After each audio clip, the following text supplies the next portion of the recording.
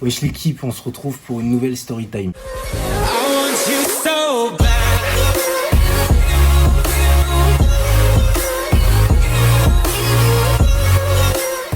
Alors, pour comprendre l'histoire, il faut revenir dans le contexte. Il y a un peu plus de 2 ans, j'ai décidé de quitter Bordeaux pour aller vivre à Périgueux, qui se retrouve un petit peu plus loin, à plus d'une heure de route. Je connaissais pas trop de monde et il y a quelques mois, j'ai réussi à me faire quelques potes, quoi, de nouvelles connaissances.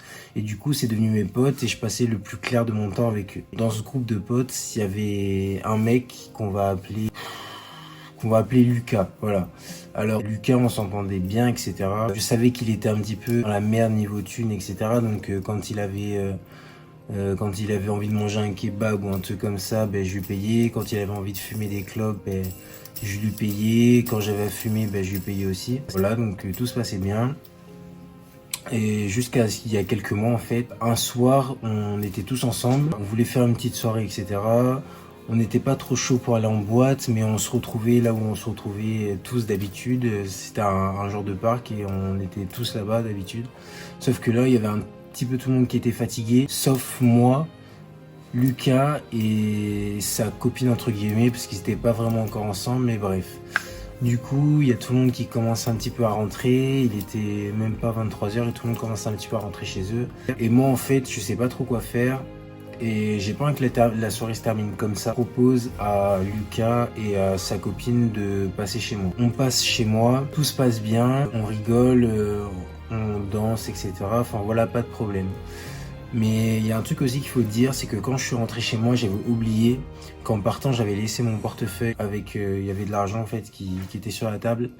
Et quand je suis rentré, genre il y a tout le monde qui a vu mes sous, tu vois. Bon, en règle générale, c'est pas un problème parce qu'en général, quand t'invites des gens chez toi, ben t'as confiance en eux, un minimum. Donc pour moi, c'était pas un réel souci.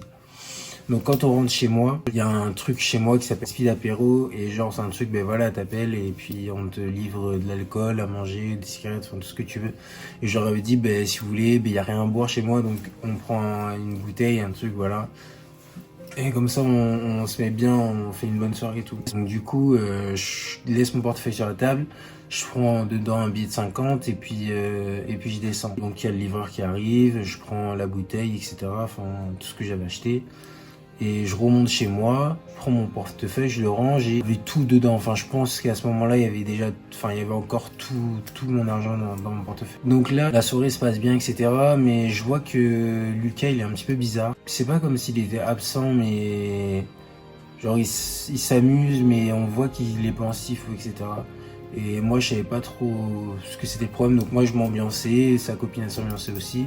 Et on essayait de l'ambiancer un peu, genre, on lui disait, ben vas-y, enfin amuse-toi avec nous et tout, tu vois. Même sur des Tech 3, on s'amusait bien. Du coup, à un moment, il commence à dire qu'il veut rentrer et moi je comprends pas et je lui dis, enfin non en fait, reste, tu vois, enfin je sais pas ce que t'as, tu vois, je sais pas si c'est par rapport à ta copine. Mais tu vois, genre te prends pas la tête pour ça et puis reste avec nous. Et puis je sais pas pourquoi c'est bizarre, mais chez lui je sentais genre un petit peu de jalousie, pas de la jalousie, mais c'était, enfin je sais pas comment, je saurais pas comment expliquer, genre c'était vraiment trop bizarre. Il veut partir absolument et je trouve ça bizarre d'un coup, tu vois, qu'il veuille partir. Du coup je lui dis non, ben pars pas, genre moi je l'appréciais. Et je croyais qu'il m'appréciait aussi et on passait un bon moment tous ensemble, donc voilà. Bref, à un moment, on se pose un peu, on discute. Moi, chez moi, j'ai un genre de bar, de comptoir comme ça. Et donc moi, faut savoir que mon portefeuille était derrière moi dans un tiroir. Moi, j'étais de dos au tiroir, voilà, donc assis sur la chaise. Il y avait le comptoir et en face, il y avait sa copine. Et à ma gauche, il y avait Lucas. Au moment, il y avait toujours la musique et tout, on parlait. Moi, je faisais pas attention parce que moi, j'étais pété. Bon, on fumait, voilà. Enfin, je faisais pas attention, quoi. Donc, Lucas, il est derrière moi, etc. Et à un moment, je sais plus ce qu'on disait et tout avec sa copine. Et puis là, à un moment, il dit, bon, enfin, j'ai vraiment envie de rentrer, etc. Là, donc du coup, je dis, ok, bon, d'accord. Et là, il part. Et là, sa copine, je vois qu'elle commence à pleurer. Et là, tu vois, je me demande pourquoi. Tu vois, c'est bizarre. Je comprenais vraiment pas pourquoi pourquoi elle se mettait à pleurer. Et du coup, je lui demande qu'est-ce que t'as? Et elle me dit, il t'a pris ton portefeuille. Et là, gros coup de massue. Du coup, je réalise pas tout de suite, je bloque un peu. Mais là, premier réflexe, genre je sors et je cours, tu vois, je dévale les escaliers. J'essaie de le rattraper, je sors de chez moi. Il était même pas à 2 rues, je le rattrape un petit peu. Et je lui demande, il comprenait pas pourquoi il faisait ça. J'arrive pas à le rattraper, il part. Il y avait un peu plus de 600 balles dans le feuille. Du coup, là, je remonte.